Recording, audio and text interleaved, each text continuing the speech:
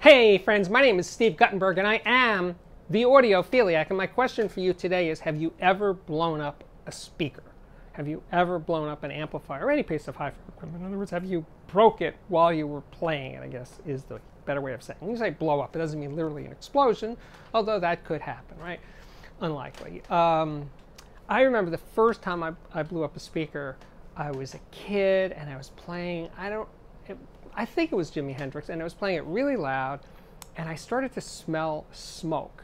And I wasn't really aware at that point that you could blow up a speaker by playing it loud.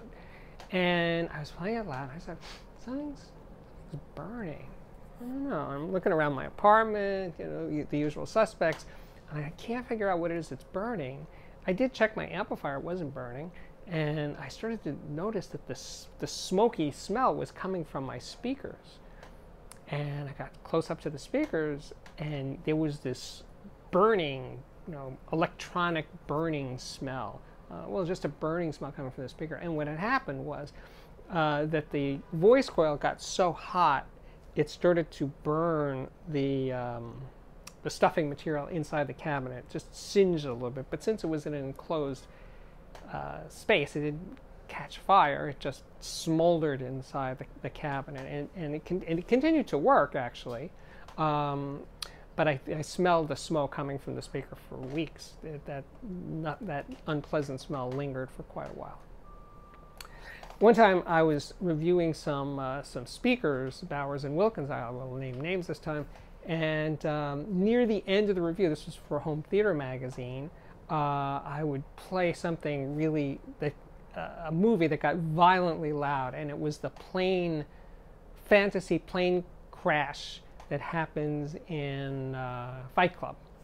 And it goes from being a really quiet scene to really loud when the plane collides with another plane. And I would play that scene, and these B&Ws did not handle that explosion terribly well. It was very loud, but I played it a lot louder than that. And I fried the tweeters in the left and right speakers, as I recall. Maybe left, center, right. But anyway, I fried the tweeters. I did it at the end of the review because I always knew that I could possibly screw up a speaker in that. Very few speakers actually failed when I did these tests that I would do at the end of a home theater review. Very few. I can't remember. It was at least one or two more in the 10 or 12 years I wrote reviews for Home Theater magazine. But anyway, I blew them that way. I once blew up an amplifier at Sound by Singer in New York by shorting the output, and it didn't have any protection, and I kept, the sound. There was sound coming from the speaker with the short, but I didn't understand what was happening, and I turned up the loudness volume even more. And when I did that, the amplifier just kind of smoldered. I mean, this basically a puff of smoke and some sparks started shooting out of the amp. And it shut down, and I managed to fry the output on this Krell. It was a monoblock Krell. So I've done it other times, but I'm curious. I'd like to hear from you guys about blowing things up either accidentally or on purpose. A friend of mine who worked in a hi-fi store, this old chain called Tech Hi-Fi. He told me when Tech Hi-Fi went out of business, they sold this brand called Cerwin-Vega. And for some reason, they had one Cerwin-Vega speaker left, and this is in the days when speakers were almost always sold as pairs, but for some reason, they had this one Cerwin-Vega. And it could play really, really loud, so they cranked it up as loud as they could to make the amp clip, and the speaker did not quit. The speaker would not blow up. They were trying to blow it up, and they couldn't blow it up. So then, this guy wouldn't take no for an answer from this speaker, so he hooked it up. He took a speaker wire, hooked it up to an AC power plug, and plugged it into the wall. So just playing 60 cycle hum, just going, and it just kept going. It didn't blow up. Oh no, I'm sorry. Well, it popped. There was a circuit breaker inside the speaker, and it popped the breaker. And then he bypassed the breaker, and it hummed, just hummed and hummed and hummed. And after he said a few minutes, the woofer gave out, and he finally succeeded in breaking that speaker. But it took a lot of effort on his part to break the speaker.